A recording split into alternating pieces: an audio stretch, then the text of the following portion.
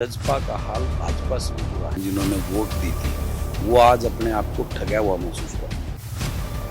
उनकी कार्यशैली, उनकी नीयत और सोच, ये असलियत जो है ना, ये प्रदेश की जनता पहचान चुकी है। वो कुछ भी वो कर लें, प्रदेश के अंदर अब की बार भाजपा का तो सरकार का पूरा साथ होने वाला है। आने वाले समय में आप देखेंगे आहिस्ता आहिस्ता बीजेपी के हाथों से सारी स्टेट निकलती जाएगी।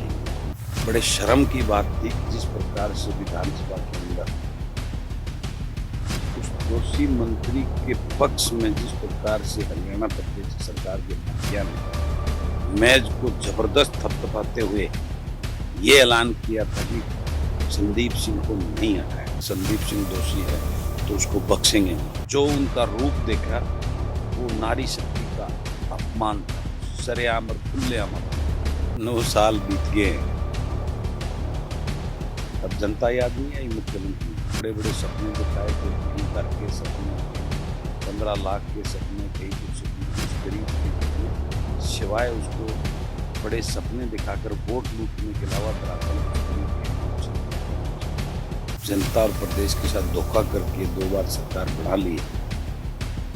अब की बार वो जादू इनकार वो चीजें चलने वाले लोगों की समझ में आ चुका है। प्रदेश के लोग पूरी तरह से इंतजार कर रहे हैं कब चुनाव आए और हम उनको वोट की चोट पर उनको सबक सिखाकर प्रदेश से बाहर करेंगे।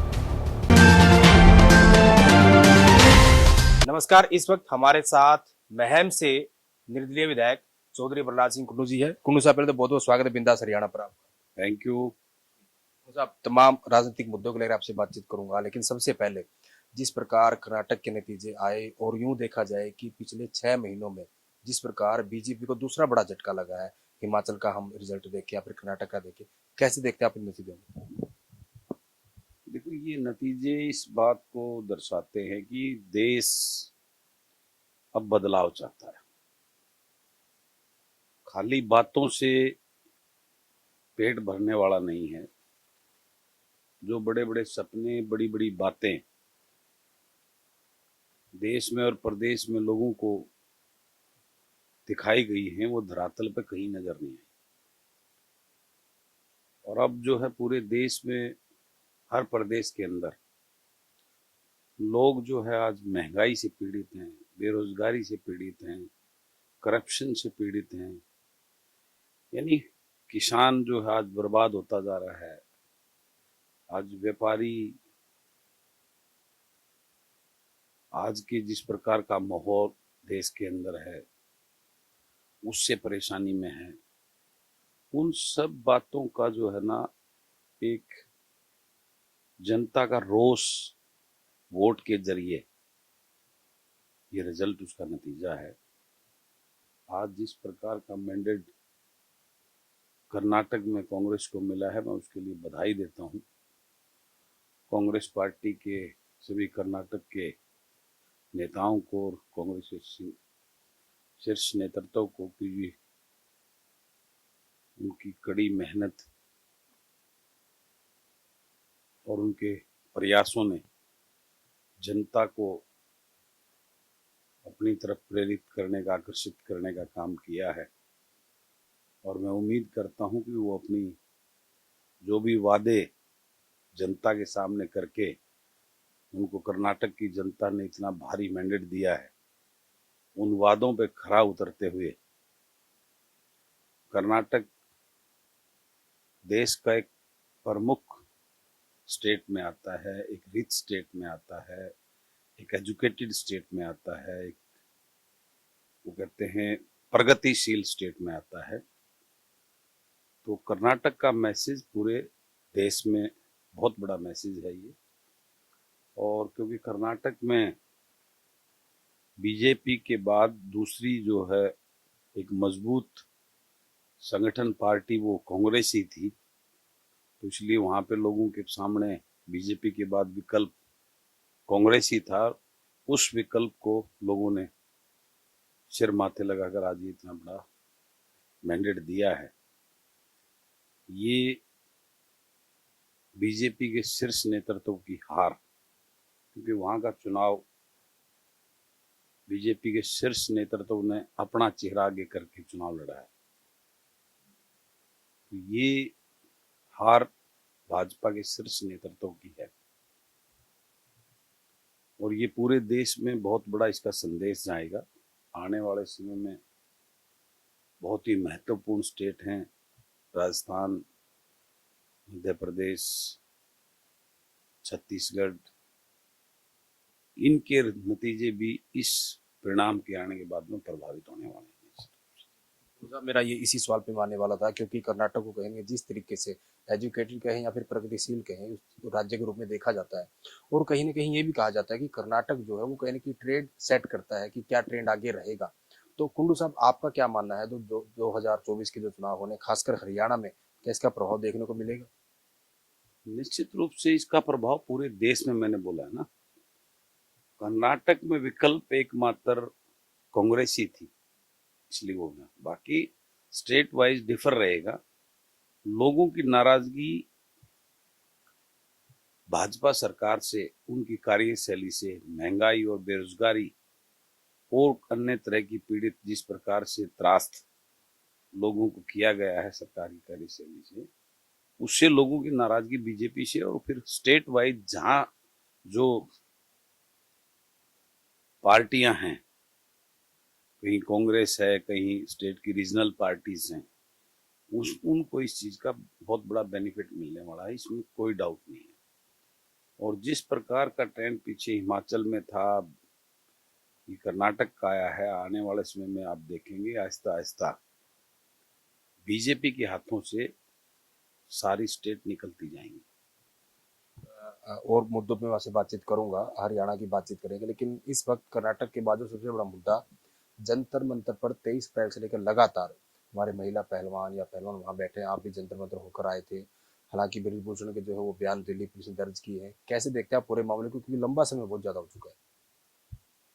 देखिए, मुझे तो इस जंतर मंतर पे जो पहलवान, हमारी बहनें बेटियां, उनके साथ हुए शोषण को लेकर न्याय के लिए वहां बैठी हैं, उसको भी ये हथियार बना के जो है ना भाजपा के लोग, उसको, उनको न्याय ना देकर उसको लंबा खींच के और उसको जातिवादी रूप देने का उनका प्रयास किया जा रहा है। जैसे अभी आपने देखा होगा, आपकी नॉलेज में होगा, भी ये दुर्भाग्य है कि हमारे आइकन, हमारे देश के आइकन, जिन्होंने हमारे देश का नाम पूरे वर्ल्ड वाइड रोशन किया, तो मेडल लाकर, तकमे लाकर, गोल्ड मेडल जीतकर, उन्हीं बेटियों, तो पूरे देश की बेटियां हैं, उनके स्पोर्ट में ना आकर ब्रिजभूषण के समर्थन में वो राजपूत समाज और दूसरे की जिस प्रकार की अब जो सोशल मीडिया पर देखने को मिल रहा है, इससे बड़ा दुर्भाग्य नहीं हो सकता। मैं इसकी कड़े शब्दों में निंदा करता हूं और मैं देश के लोगों से एक निवेदन करना चाहता हूं कि उन बेटियों को न्याय के लिए सब उनको सपोर्ट करें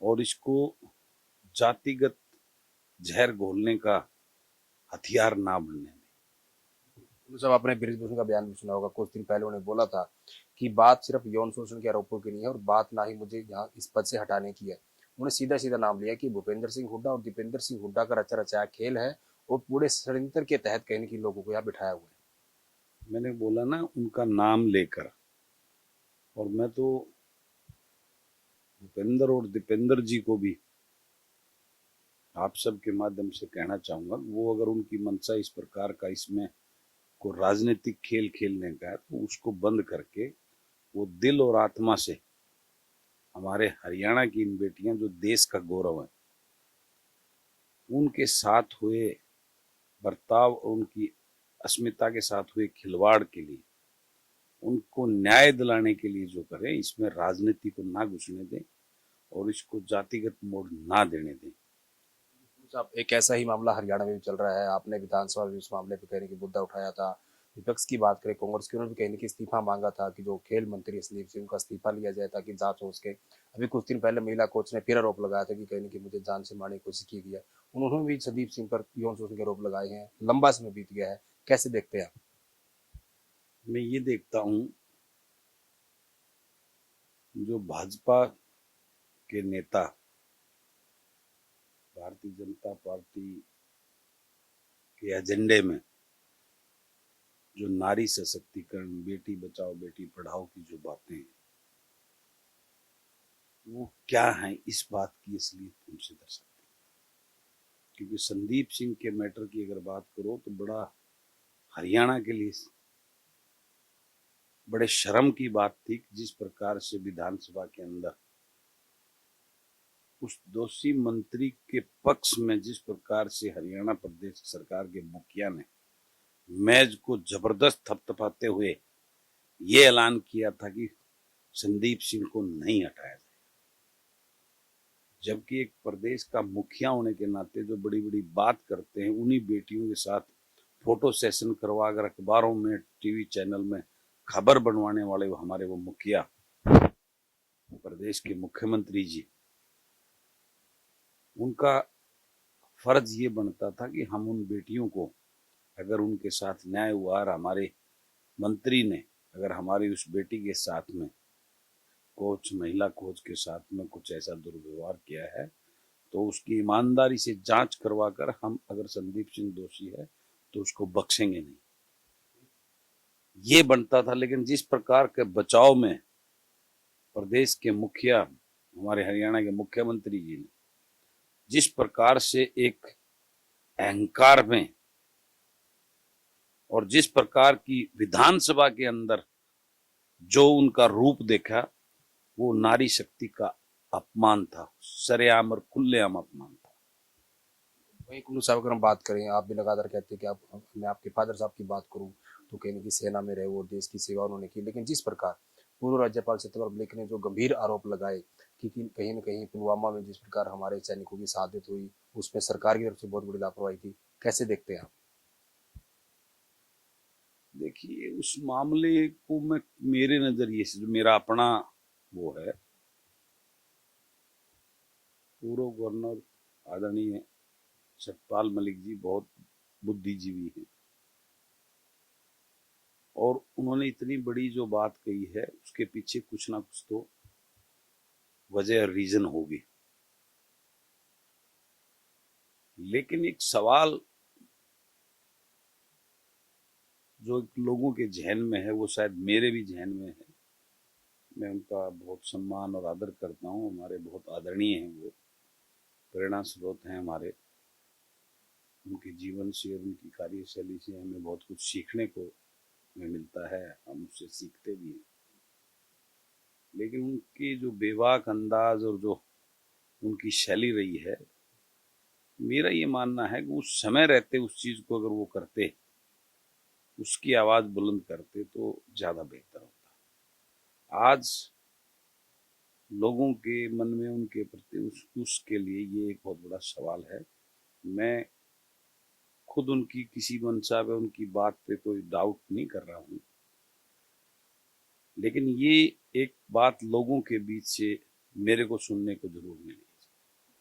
साहब, मैंने भी उनसे बातचीत की तो मेरा भी यही सवाल था कि आप कह रहे हो कि प्रधानमंत्री जो है ये नरेंद्र मोदी तीसरी बार नहीं बनना चाहिए, अगर बन गया तो कहीं ना कहीं देश जो है बर्बाद हो जाएगा, कहीं ना कहीं आगे चुनाव नहीं होंगे। लेकिन मलिक साहब, आपने बताया 2019 में आपके पास मौका था, अगर आप ये सारी चीजें तब उजागर करते तो शायद 2019 में इनकी सरकार द्वारा रिपीट नहीं होती। तो इस पर उन्होंने जवाब दिया कि मेरा इसमें कोई राजनीतिक लेना देना नहीं है, मैं पूरा प्रयास करूंगा, बीजेपी के खिलाफ प्रचार करूंगा और जो कैंडिडेट जहां जहां से जीत सकते हैं उनका समर्थन करूंगा ताकि तीसरी बार नरेंद्र मोदी प्रधानमंत्री ना बन सके।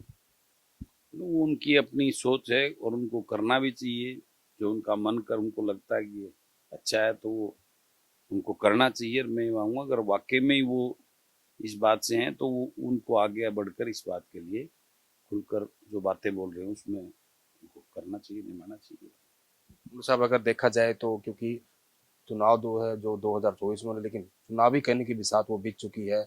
आपने जो है पूरे हरियाणा में यात्रा निकाली, इनेलो की भी यात्रा चल रही है, बीजेपी के जो कार्यक्रम वो चल रहे हैं ओम प्रकाश धनखड़ जाके गांव का दौरा कर रहे हैं, गांव में ठहराव भी कर रहे हैं। मुख्यमंत्री की बात करें, वो कहीं ना कहीं हर एक जिले में 3-3 दिन का जो जनसंवाद कर रहे हैं। भूपेंद्र सिंह हुड्डा की बात करें, कांग्रेस की बात करें, तो हाथ जोड़ो अभियान उनका चल रहा है। आप कैसे देखते हैं पूरे मामले को? ये 9 साल बीत गए हैं, तब जनता याद नहीं आई मुख्यमंत्री जी को। आज वो प्लांटेड जनसंवाद करके, अपने लोगों को जनसंवाद में खड़ा करके वाहवाही लूट कर जो है ना क्या दिखाना चाहते हैं। उनकी कार्यशैली, उनकी नीयत और सोच की असलियत जो है ना, ये प्रदेश की जनता पहचान चुकी है। वो कुछ भी वो कर लें, प्रदेश के अंदर अब की बार भाजपा का और कट्टर सरकार का पूरा साफ होने वाला है। जिस प्रकार की आज प्रदेश के अंदर आज बेरोजगारी में युवाओं में हाहाकार मचा हुआ है, महंगाई में आज जो है ना कमर तोड़ दी है, प्रदेश में भ्रष्टाचार ने सारी सीमाएं तोड़ दी, प्रदेश का किसान आज जो है ना बर्बाद होता जा रहा है। प्रदेश के गरीब जो बड़े बड़े सपने दिखाए थे, कहीं घर के सपने, कहीं 15 लाख के सपने, कहीं कुछ सपने, उस गरीब के लिए ना सिवाय उसको बड़े सपने दिखाकर वोट लूटने के अलावा धरातल उस गरीब के लिए कुछ नहीं किया भाजपा सरकार ने। ये 5 किलो फ्री अनाज से जो है ना उसका गुजारा होने वाला नहीं है। गरीब को उसका हक चाहिए। और जातिगत जहर बोलकर जिस प्रकार से इन्होंने जनता और प्रदेश के साथ धोखा करके 2 बार सरकार बढ़ा ली है, अब की बार वो जादू इनकार वो चीजें चलने वाली इन लोगों की समझ में आ चुका है। और हरियाणा प्रदेश का भाईचारा दोबारा से जिसको खंडित करने का काम किया था इन लोगों ने, वो पूर्ण रूप से एक हो चुका है। और अब की बार इनकी जमानतें जब्त करके प्रदेश के अंदर देखना एक नया जो है ना रूप देखने को मिलेगा। अब की बार युवाओं की जो है ना आपको जो चेहरे विधानसभा के अंदर देखने को मिलेंगे। अब की बार प्रदेश के लोगों ने युवराज प्रथा, रजवाड़े को खत्म करना, इन जो है भाजपा के जो ठगबंधन सरकार है, जिसने प्रदेश के लोगों के साथ ठगबंधन के सहयोगियों ने जो धोखा किया युवाओं के साथ, बुजुर्गों के साथ, प्रदेश के किसान के साथ, जो अपना चुनावी मैंडेट तो लेके आए थे अपना, वो उसके ऊपर कहीं भी एक के ऊपर भी धरातल पे काम नहीं किया, सिवाय इस प्रदेश को लूटने के अलावा, इस प्रदेश को बर्बाद करने के अलावा, इस प्रदेश को बेरोजगारी में नंबर वन बनाने के अलावा उन्होंने कुछ नहीं किया। तो प्रदेश के लोग पूरी तरह से इंतजार कर रहे हैं कब चुनाव आए और हम इनको वोट की चोट पर इनको सबक सिखाकर प्रदेश से बाहर फेंकने का।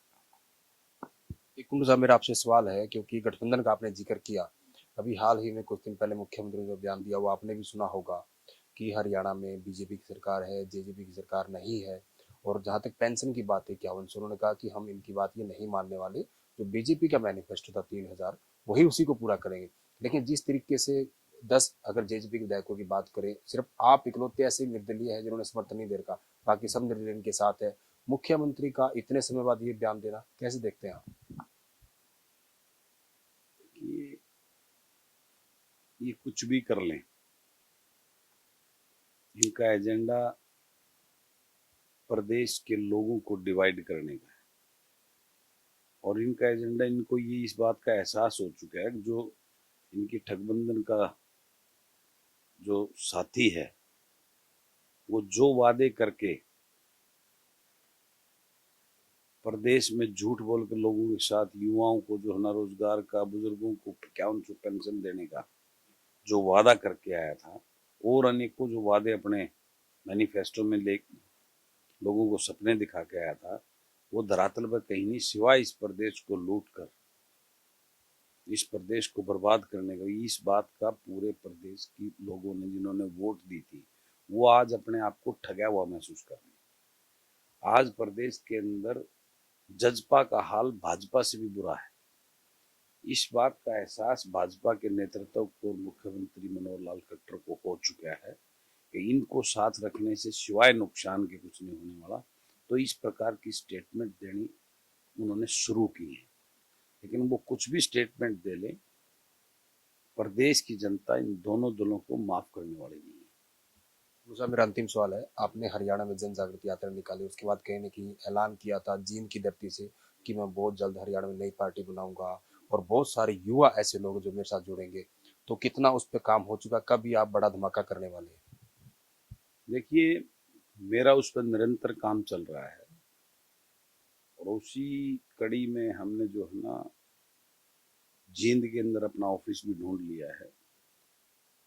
इस मंथ एंड में या अगले मंथ के फर्स्ट वीक में विधिवत रूप से उस ऑफिस का उद्घाटन भी करेंगे और पूरे प्रदेश में जो नए चेहरे, युवा, डायनेमिक और जो पॉलिटिकल सक्रियत हैं, पढ़े लिखे, उनसे निरंतर संपर्क मेरा चल रहा है, उनसे मिलना हो रहा है और आने वाले 2-3 महीने के बाद में एक बड़ा धमाका विस्फोट करके इस प्रदेश के लोगों के सामने हम पेश करेंगे और वो एक ऐसा विकल्प जिसकी निगाहें, क्योंकि प्रदेश के लोगों ने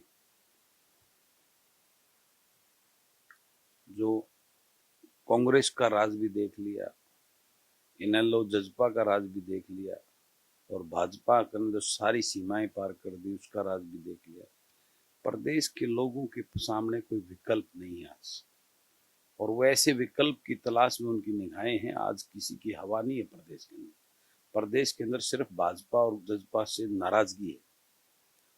तो वो एक नया विकल्प युवाओं को लाकर, पढ़े लिखे चेहरों को लाकर, इस प्रदेश की व्यवस्था परिवर्तन की सोच को लेकर, जो मैं एजेंडे पे जिस पे पूरे प्रदेश में यात्रा भी हमने की और भी जो है मेरा संपर्क चल रहा है, उस उद्देश्य को लेकर जो मेरी रणनीति, जो मेरी सोच और विचारधारा है, उस विचारधारा से लोग, युवा चेहरे जुड़ रहे हैं और उस विकल्प को तैयार किया जा रहा है और आने वाले 2-3 महीने में उस विकल्प को हरियाणा के लोगों के बीच में खड़ा कर दिया जाएगा। क्या कुंडू साहब बात? थैंक यू, धन्यवाद।